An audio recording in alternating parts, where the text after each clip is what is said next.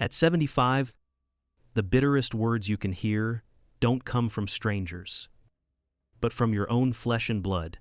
For Isabel Dawson, that moment arrived when her daughter looked her in the eye and said, "This house isn't yours anymore." The home, a place she built with her husband, where every brick carries sweat and memory, suddenly turned into a cold stage, where she was pushed aside like a shadow of the past. But the past never stays silent. Hidden in an old safe lies a forgotten will, a sacred promise from her late husband, waiting to be brought to light. And now, it may be the very key for a 75-year-old mother to reclaim her future and take back her justice. Every story isn't just meant to be heard, it's meant to be felt and reflected in your own life. Where are you watching this story from? Write it below. And let Isabel's journey carry your mark as well. The sound of a name. My name is Isabel Dawson. I am 75 years old. And I've always believed that a home speaks.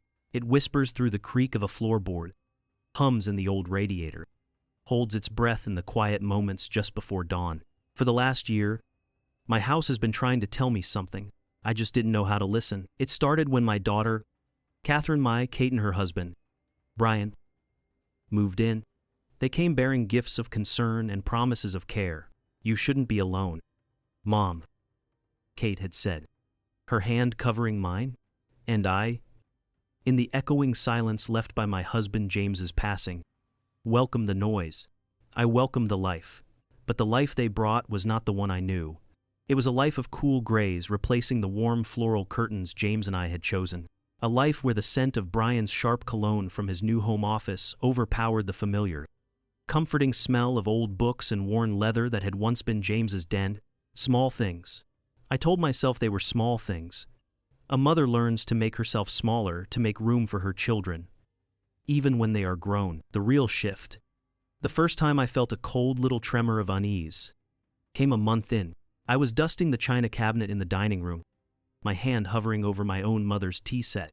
It's delicate porcelain, painted with tiny violets, the only tangible piece of her I have left. Kate came in with a bright, efficient smile and an empty box.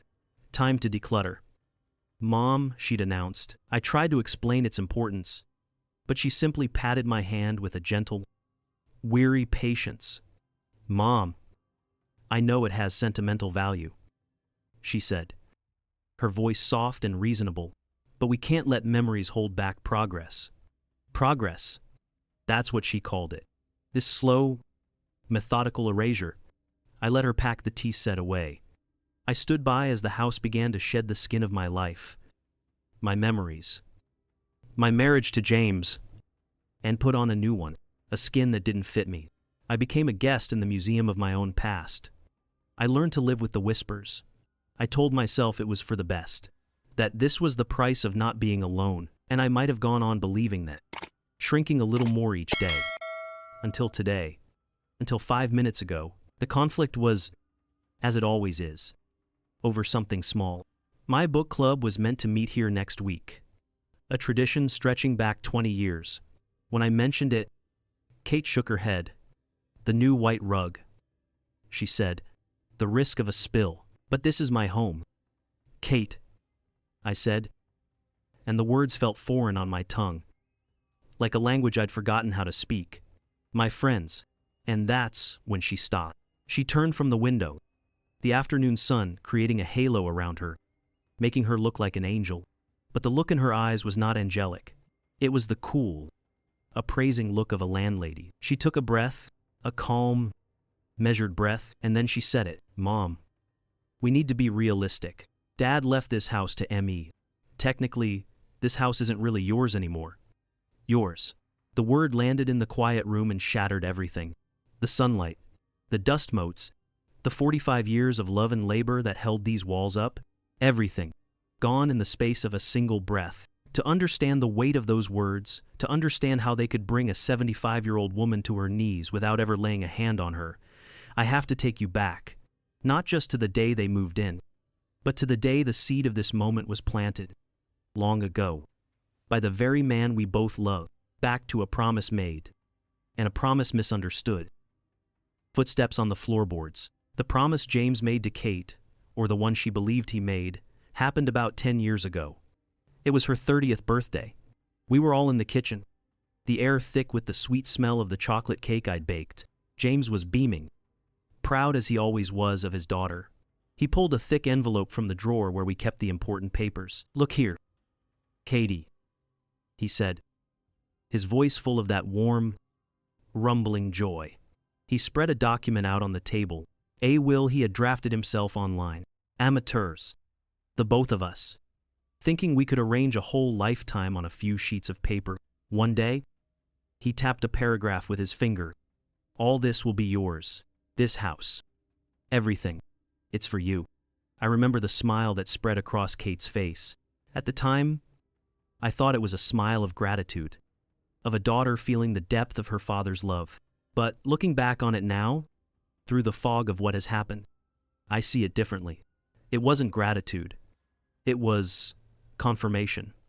The quiet, satisfied smile of someone who has just been handed a deed.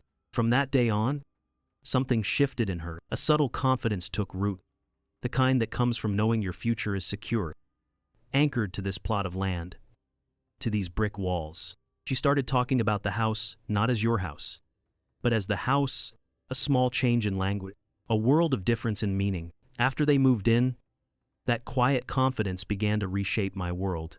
It wasn't loud or aggressive. It was far more insidious. It was the sound of Brian on the phone in the hallway, his voice firm and decisive, talking to a roofer about a leak I hadn't even known was serious. He never asked me. He just handled it. A week later, an invoice appeared on the kitchen counter. Next to the mail, it was for several $1,000s. He had circled a number at the bottom. "That's your half, Isabel," he said, not unkindly. As he poured himself coffee, he called me Isabel now, not Mom. It felt more like a business arrangement. "We've got to keep the investment sound." Investment. He saw my home, my life's work, as an investment. I stood there, looking at the bill, the numbers blurring. I had the money, tucked away in the account James and I had built over the years. But it wasn't about the money. It was about the silence where a conversation should have been. I paid it without a word. What was I to say? Was I being ungrateful? He had fixed the roof. After all, was I supposed to be thankful that he was taking charge? I didn't know the rules anymore. The walls of my own bedroom were the next to change. The room had always been painted a soft, buttery yellow. It was the color of morning sunlight. The color, James said, matched my smile. One weekend, while I was out with a friend from church, they painted it. I came home to the sharp, chemical smell of fresh paint and 4 walls of stark, unforgiving gray, a color like a winter sky just before a storm. Kate was thrilled. "It's so much more calming, Mom, so sophisticated." The old framed photos from our wedding day were gone from the dresser. So was the little silver frame with a picture of James and me on our last anniversary. His arm around me, his eyes crinkling at the corners. I found them later, wrapped in tissue paper at the bottom of a box in the closet, like relics from a forgotten time. I felt a chill that had nothing to do with the color on the walls. It felt like I was being methodically erased from my own life story. I would lie in that gray room at night and ask myself, am I the one who is wrong? Am I just an old woman, stuck in her ways? Afraid of change. Kate is young. She has vision. Maybe this is what progress feels like. Maybe the price of having family, of not being alone, is to let go of the past. To let go of yellow walls and wedding photos and the ghost of your husband's armchair. And so I tried. I tried to see the house through her eyes. I tried to appreciate the clean lines and the lack of clutter. But it was no use. The house didn't speak to me anymore. The whispers I used to hear in the floorboards were gone, replaced by the confident, heavy footsteps of my son-in-law walking overhead. The footsteps of a man who walks as if he owns the place. And I suppose, in his mind, he did. They both did. They were just waiting for me to fade away. A ghost in a gray room. So they could finally, officially, take possession. The shattering point. I didn't answer her. I couldn't. The air in the room had grown thick, heavy, like trying to breathe underwater. My gaze drifted past Kate's face, past the halo of sunlight that now seemed cruel, and landed on the armchair by the fireplace. James's chair, The leather was cracked in a map of the thousands of evenings he'd sat there, reading. For a moment, a wild, foolish moment, I expected him to look up from a book and say something, to fix this, but the chair was empty. It had been empty for a long time. My own breath came out in a little shudder. I didn't raise my voice. I didn't cry. I simply turned and walked out of the living room. Each step was a deliberate effort, like wading through deep mud. I walked up the stairs. The second step from the top still creaked, just as it had for 40 years. It was a familiar sound, a sound of home. But today, it sounded like something breaking. I closed the door to my bedroom, which used to be our bedroom, and leaned against it. The wood was solid against my back. I slid down until I was sitting on the floor. My knees pulled up to my chest. I sat there for a long time. I listened to the muffled sounds of the house below, the television being turned on, Brian's voice, asking what was for dinner, the clatter of pots and pans. Life was just continuing, as if the world hadn't just cracked open right under my feet. 45 years. 45 years of waking up in this room, of paying the mortgage with money earned from 2 jobs, of nursing sick children, of celebrating birthdays, of grieving losses. 45 years of my life, of James's life, all bundled up and dismissed in a single, casual sentence. It wasn't just about the house. It was never just about the house.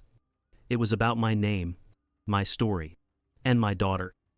My own flesh and blood had just told me that it no longer mattered. Darkness fell. I didn't turn on the lights. The moon cast long, skeletal shadows across the floor. Eventually, the sounds from downstairs died down. The house fell into that deep, humming silence of the night. But I didn't sleep. I pushed myself up, my old joints protesting, and began to walk through the darkened house. It was a pilgrimage. My hand trailed along the floral wallpaper in the hallway, the pattern worn smooth by the touch of countless hands. Mine, James's, Kate's, when she was a little girl. I paused in the doorway of what was now Brian's office. I could just make out the shape of his sleek, modern desk where James's old oak one used to be. They hadn't just taken the space. They had taken the ghost of him that lived there. Downstairs, I stood in the kitchen. I ran my fingers over the butcher block countertop, over the knife marks left from decades of chopping vegetables for family meals. This was where I taught Kate how to bake her first lopsided batch of cookies. This was where James and I would stand, our hips touching, as we did the dishes together each night. It was in that kitchen, surrounded by the ghosts of 1,000 ordinary beautiful moments, that I understood. They weren't just redecorating. They weren't just making progress. They were erasing me, gently, politely, with patient smiles and logical explanations. They were erasing my life so that theirs could begin. And I, in my love for my daughter and my fear of being alone, had been letting them. I had been handing them the eraser. The anger, when it came, wasn't hot and fiery. It was a cold, hard thing that settled deep in my bones. It was the anger of a woman who had been quiet for too long. It was the anger that finally gave my grief a backbone. I would not be erased. Not from this house. Not from my own life. The first hint of dawn was beginning to soften the edges of the night sky. I walked over to the little nook by the phone where we kept an old, thick address book. Its pages were yellowed and soft, filled with the names and numbers of people long gone. My fingers, steady now, flipped through the pages. F. G. Grant. There it was. Grant. Philip. Attorney at law. His address and number, written in James's neat, strong script. I stared at the name. A friend. A professional. A witness to our life. This call would be a line drawn in the sand. It would be a declaration of war. And the battlefield would be my own home. My family would be the casualties. And as my finger traced the name, I knew there was no turning back. I had to choose between being a forgotten mother and a woman who would fight for her own dignity. Has a choice ever been presented to you that was so clear, and yet so devastating? Have you ever had to choose between your family and yourself? Please share your story in the comments below. I truly need to know that I'm not alone in this fight. I picked up the receiver. The dial tone hummed in my ear. It sounded like the beginning of everything. The ghost of a promise. I left the house before Kate and Brian were even awake. I didn't leave a note.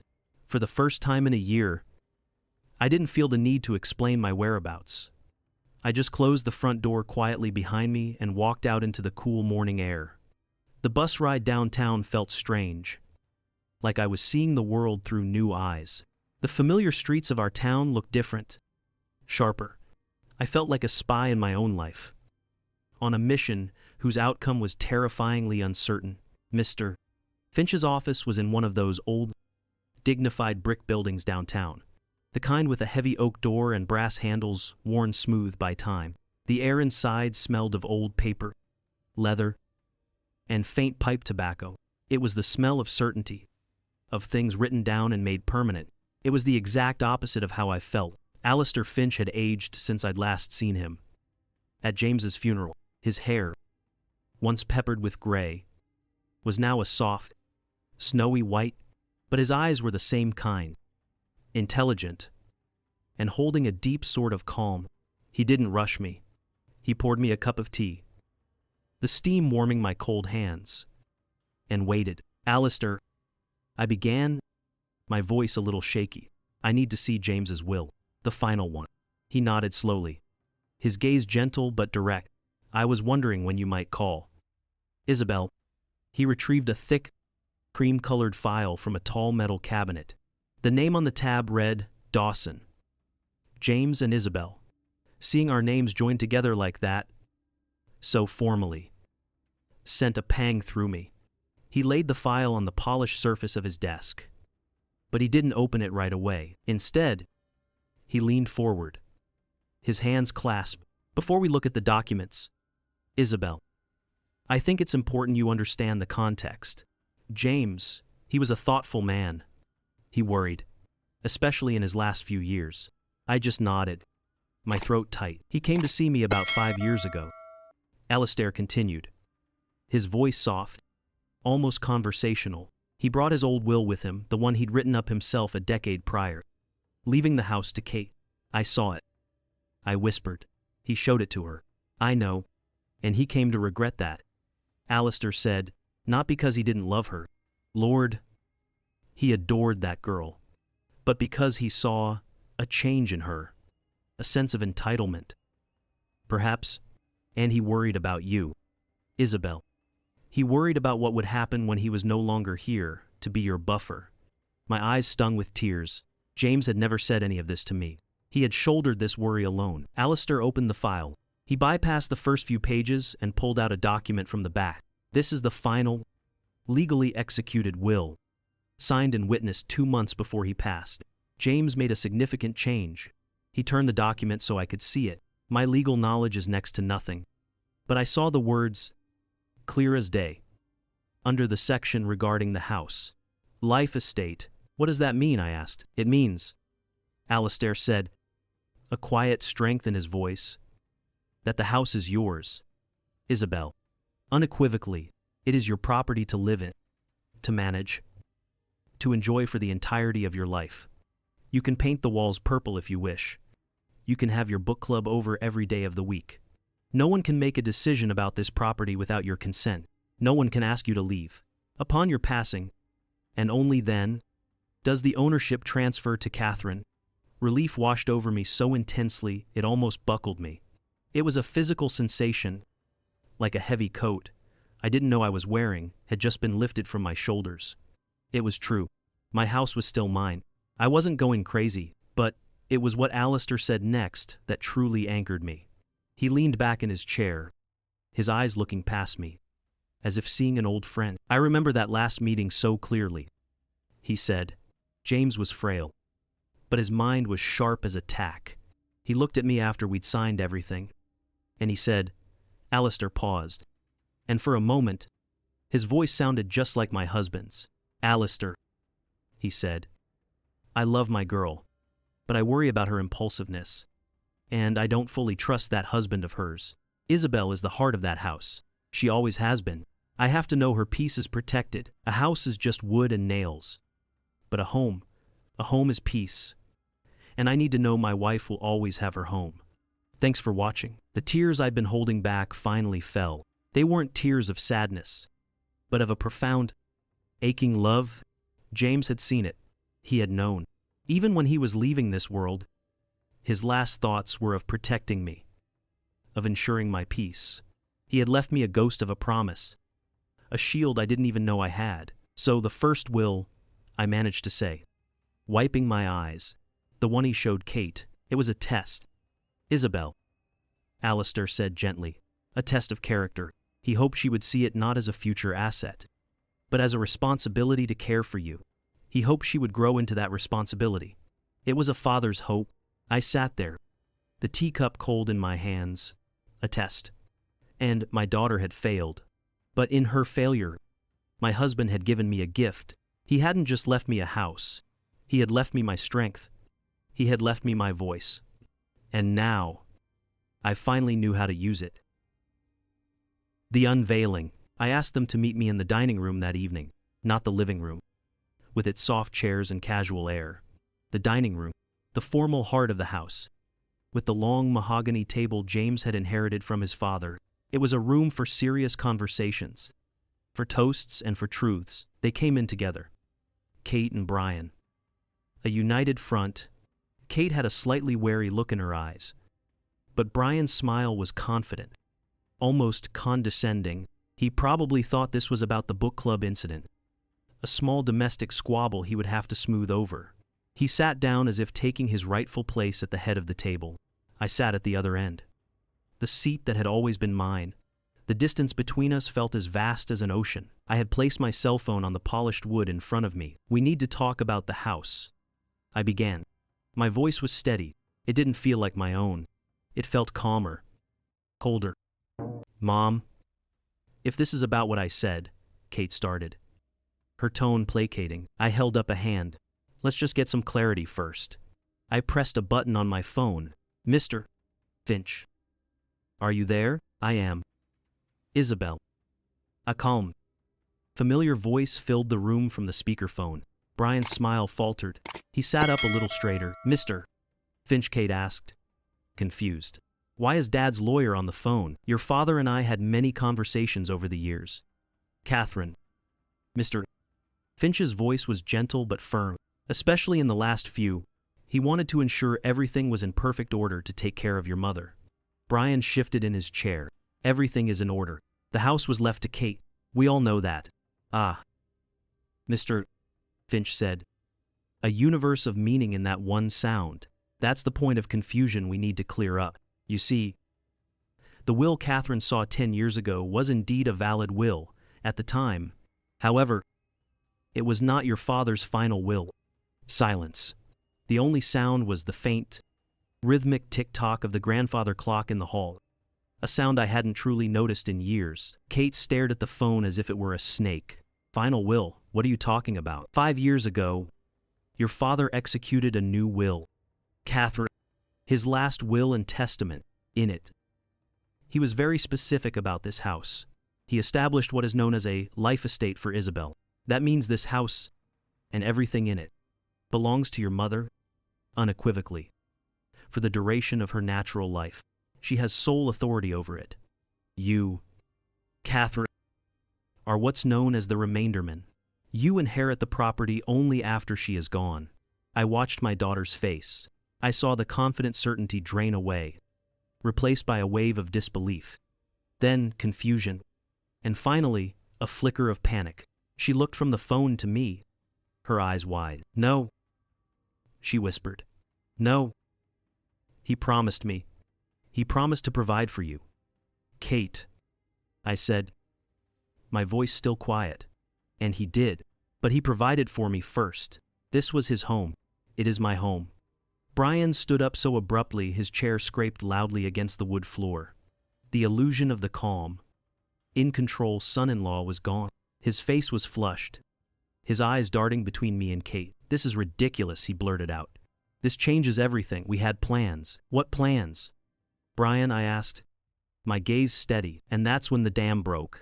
The pressure of all their secrets, all their deceptions, became too much.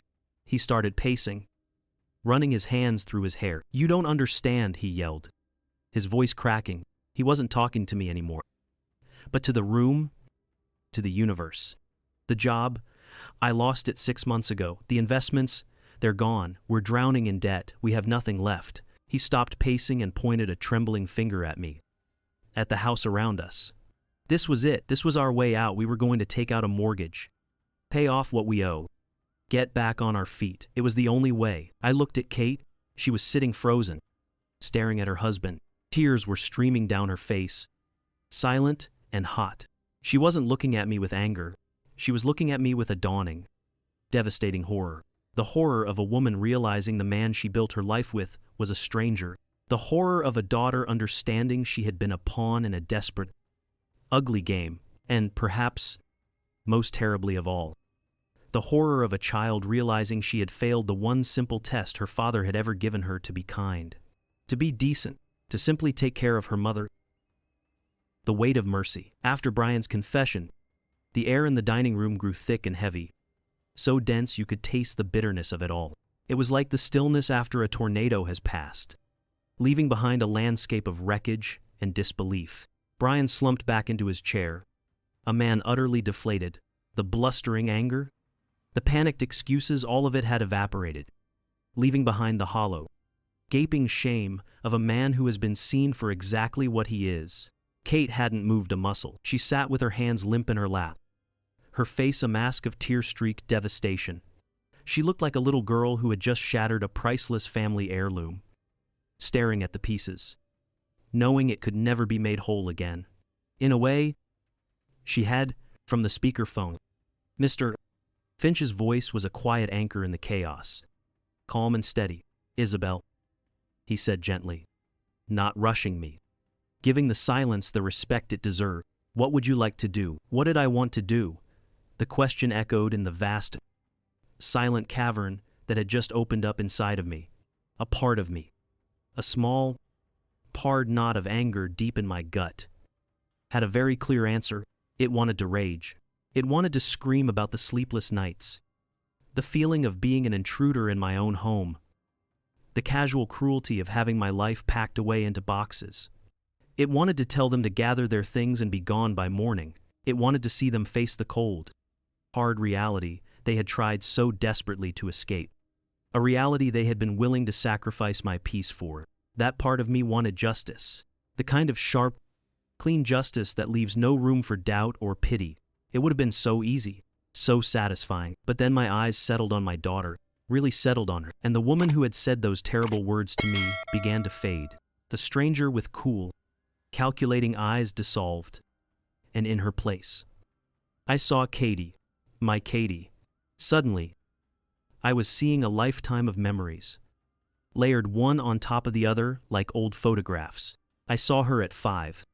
Her face smeared with chocolate cake, laughing so hard she snorted. I saw her at 15, crying on my shoulder in this very room after her first real heartbreak, convinced her life was over. I saw her on her wedding day, clutching my arm, whispering, "Mom, I'm so nervous."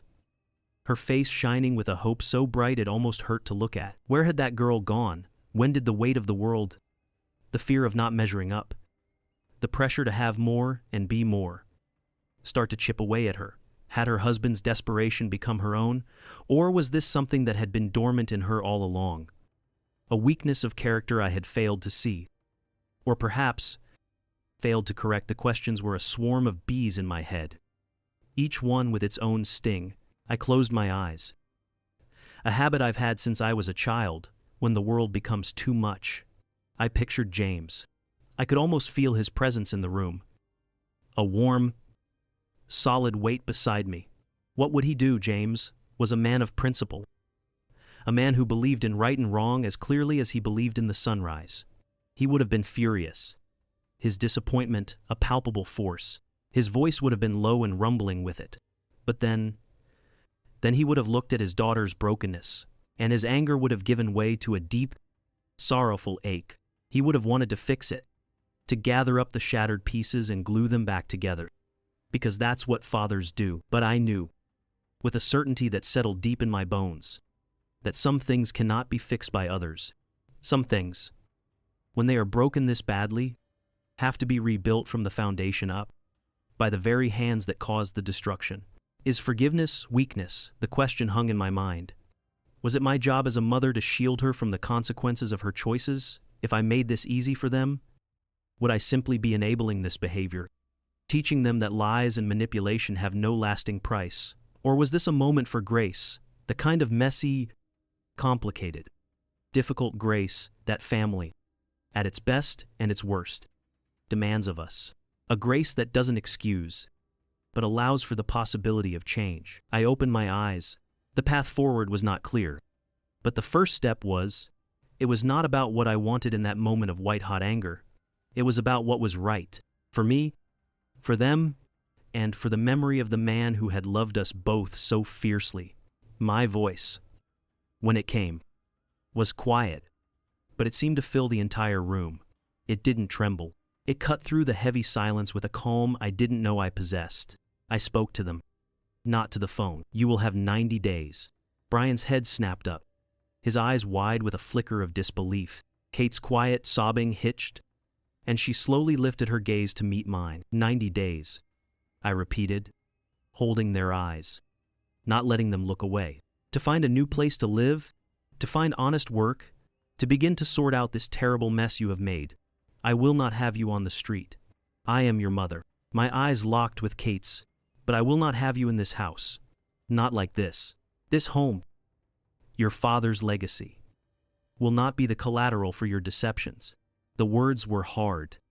Like stones, they were the hardest words I had ever had to say to my child. And I felt the weight of each one as it left my lips. I pushed my chair back, the legs scraping softly on the floor. I walked over to the old wooden sideboard, the one where James used to keep his checkbook and important papers. My hands were steady as I opened the drawer. I took out a pen and the small, blue savings passbook for the account I kept for myself. It was my someday money, the money I had been putting aside, a little each month for years, for a trip I'd always dreamed of taking, a cruise to Alaska, to see the glaciers before they disappeared. It felt like a dream from another lifetime. I sat down at the head of the table, James's seat, and wrote a check. The scratching of the pen on the paper was the only sound. When I was done, I walked back and placed it on the polished wood in front of Kate. Her eyes were red and swollen, and she flinched, as if the small piece of paper might burn her. She wouldn't look at it. This, I said, my voice softer now, tired, is for the first month's rent on a small apartment, and for a security deposit. It is also for one meeting with a financial advisor, a real one. Mr. Finch can give you a name. It is not a gift.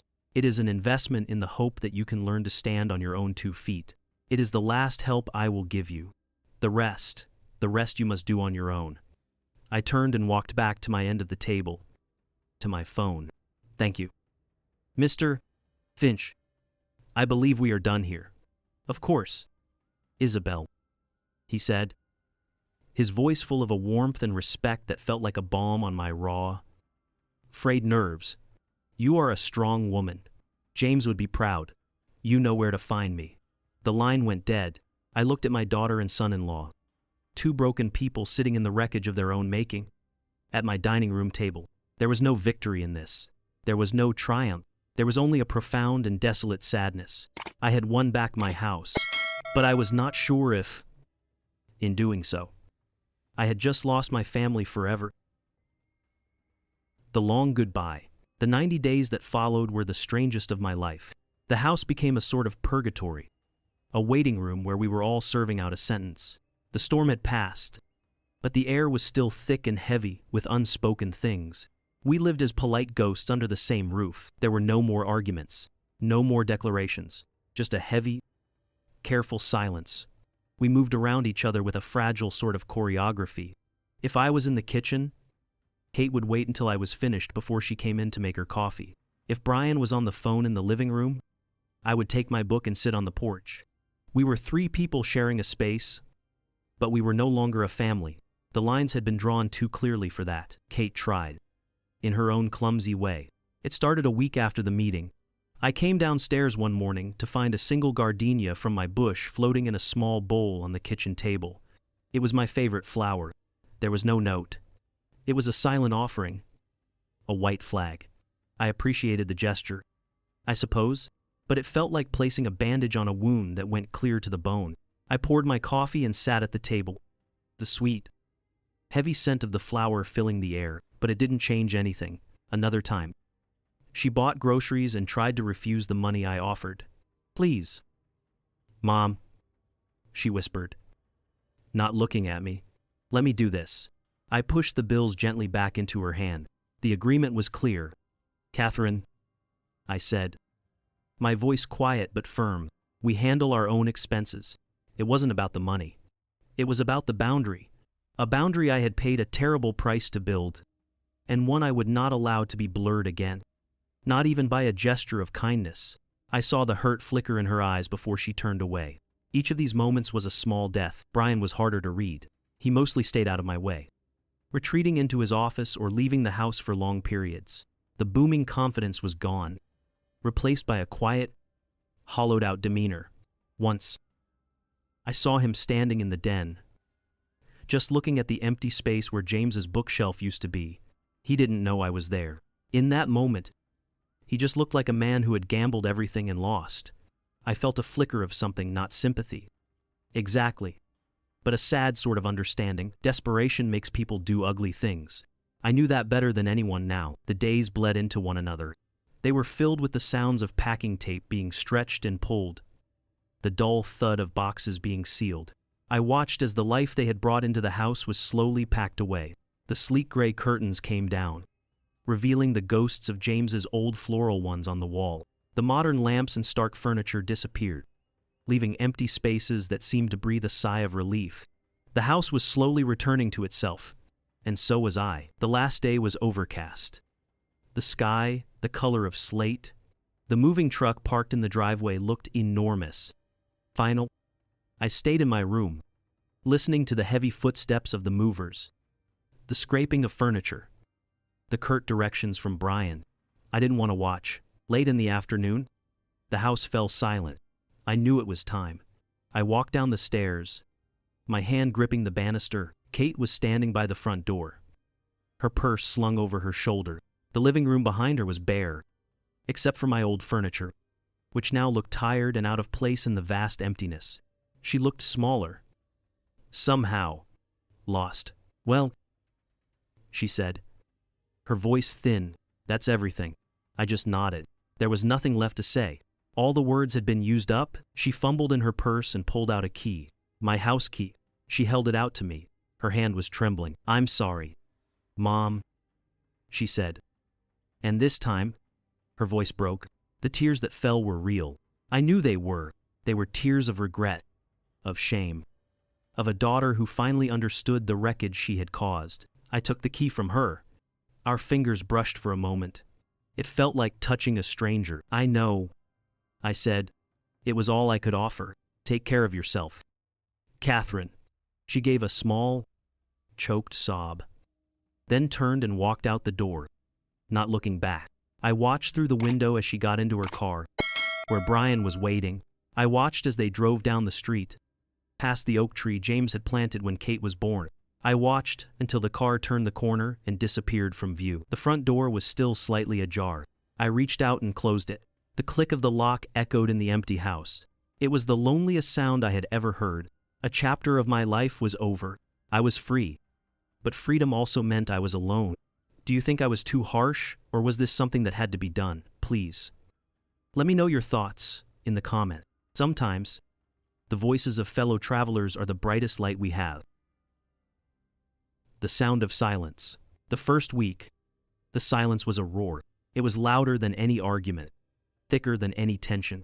I would wake up in the morning and for a half second, I'd listen for the sound of Kate's hairdryer, or the low rumble of Brian's voice on a conference call. But there was nothing. Just the familiar hum of the refrigerator and the frantic chirping of the sparrows outside my window. The house felt cavernous, hollowed out. Every room held the ghost of their presence. I'd walk into the kitchen and see the phantom shape of Kate leaning against the counter, scrolling through her phone. I'd pass the den and hear the echo of Brian's heavy footsteps on the floorboards above. Loneliness is a strange creature. It's not the same as being alone. I had been alone for 2 years after James died. But that was a quiet grief. a gentle missing. This was different. This was an ache born of conflict. A quiet carved out by force. I would find myself wandering from room to room, my hand trailing along the walls, as if reintroducing myself to my own home. The second week, I decided the silence needed to change its tune. It started in the den. I went up to the attic, the air thick with the smell of cedar and thyme, and I found the boxes. One by one, I carried James's books back downstairs. My back ached, and my breath came in short puffs. But with every trip, I felt a little stronger. I didn't just put them back on any shelf. I went to the hardware store and bought wood, stain, and brackets. I spent 3 days sanding, staining, and mounting new shelves on the walls. My hands, usually busy with baking or gardening, were now covered in sawdust and the dark, rich color of cherry wood stain. When I was finished, I unpacked the books. I ran my fingers over the cracked spines of his history collection, the soft, worn covers of his poetry. I placed them on the shelves, arranging them not by author or subject, but by memory. The book of Yeats he read to me on our honeymoon went on the top shelf. The thick biography of Lincoln that he fell asleep reading in his chair so many times went on the bottom. The room slowly filled up again, not with furniture, but with him, with us. That night, for the first time in a year, I sat in the den and read. The silence was no longer roaring. It was beginning to whisper. My next project was the living room. The pale gray paint Kate had chosen felt like a permanent cloudy day. It had to go. I bought 3 cans of paint the color of a pale, buttery sunlight. I put on James's old flannel shirt, covered the furniture in drop cloths, and I painted. I painted for 2 whole days. With every stroke of the roller, I felt like I was washing the tension from the walls, covering the memory of strained conversations and unspoken resentments with a warm, hopeful yellow. I painted until my arms felt like lead, and I fell into bed exhausted. But it was a good kind of tired. A productive, tired. I knew the house was truly mine again the day I went furniture shopping. James's old armchair was still there, a monument to him. But the rest of the room felt unbalanced. I didn't buy a whole new set. I just bought one thing, a beautiful, comfortable armchair, upholstered in a soft, deep teal blue, my favorite color. I had it delivered and placed it right across from James's chair, not to replace him, but to sit with him, to keep him company. That evening, I made myself a cup of chamomile tea, sat in my new chair, and looked around the room. The warm yellow walls seemed to glow. The shelves in the den stood proud and full. My chair and James's chair sat facing each other like 2 old friends, content in their shared silence. This wasn't the silence of absence anymore. It was the sound of peace. It was the sound of a woman reclaiming her own life. 1 bookshelf, 1 coat of paint, 1 comfortable chair at a time. The final piece of the healing came a week later. I picked up the phone, my heart beating a little faster, and I called Martha, the head of my book club. "Martha," I said, my voice clearer and stronger than it had been in a year. "I know I've been out of touch, but I was wondering, how would you and the ladies feel about meeting at my place next Tuesday?"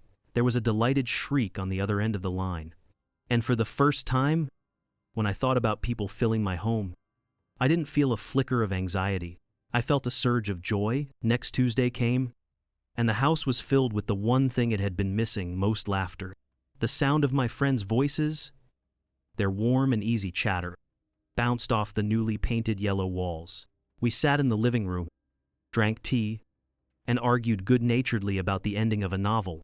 And as I sat there, in my new teal chair, a plate of my famous lemon scones on my lap, I looked at the faces of the women who had been my rock for so many years. The silence was gone, replaced by the beautiful, vibrant sound of community, of connection, of a life not just reclaimed, but being truly lived.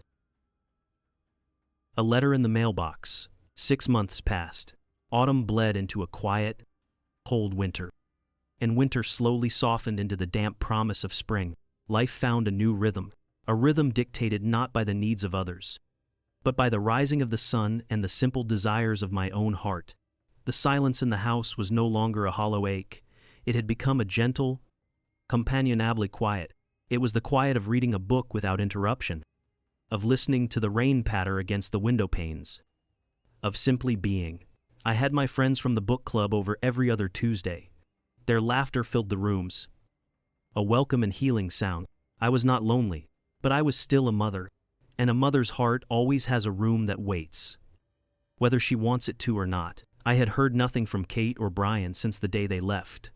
Not a phone call. Not a card at Christmas. Part of me was relieved. The wound was still too new, too tender to be touched.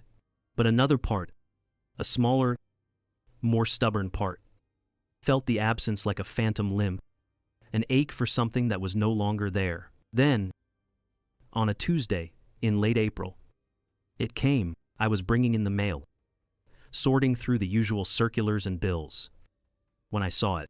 A simple, cream-colored envelope. My name and address were written on the front, in a familiar, looping script. Kate's handwriting. My breath caught in my throat. For a long moment, I just stood there in the hallway, the letter feeling impossibly heavy in my hand. I was afraid to open it, afraid of what it might contain. An accusation, a plea for more money, a bitter, final severing of ties. I carried it into the kitchen and set it on the table, right in the center of a patch of morning sunlight. I made myself a cup of tea, the slow, too familiar ritual, a small anchor in a suddenly turbulent sea. I let the tea steep until it was dark and strong. Finally, I sat down. My hands trembled slightly as I slid my finger under the flap and broke the seal. Inside was a single sheet of matching stationery, filled with that same cursive script. There was no salutation. It just began. I don't know how to start this letter. It read, "Dear Mom feels like a name I haven't earned the right to use. So I'll just start by saying I hope this finds you well. I hope the garden is starting to wake up. I always loved your crocuses." I took a sip of tea. My heart was beating a slow, heavy rhythm against my ribs. Brian and I are in a small apartment across town. It's not much, but it's ours. He found a job. It's not what he used to have, but it's honest work. And he comes home tired in a way I haven't seen in years. The good kind of tired. The money you gave us, we used it exactly as you said.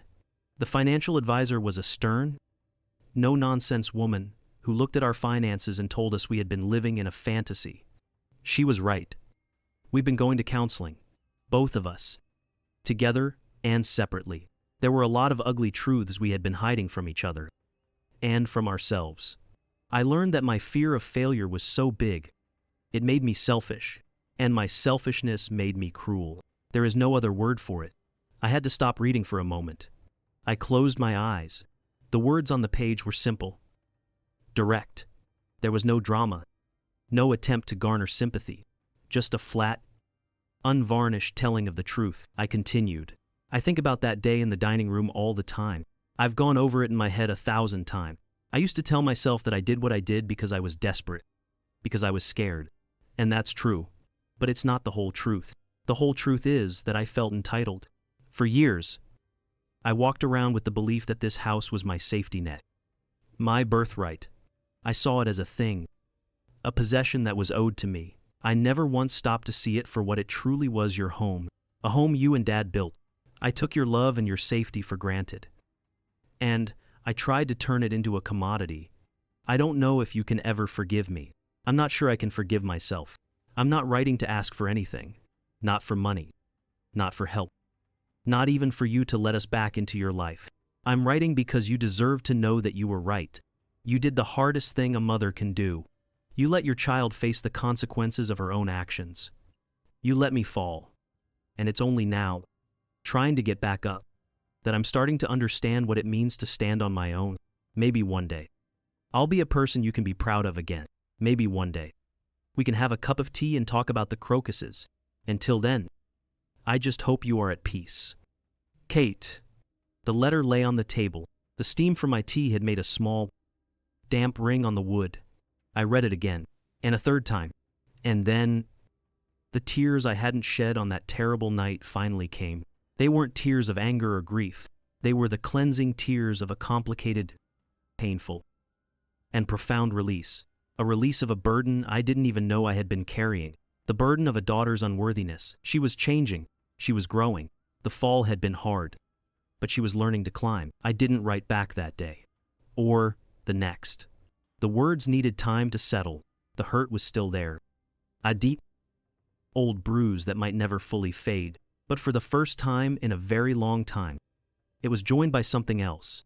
A small, fragile seedling of hope. Later that afternoon, I walked out into my garden. The crocuses were indeed pushing up through the dark, rich soil. Their purple and yellow heads turned towards the sun.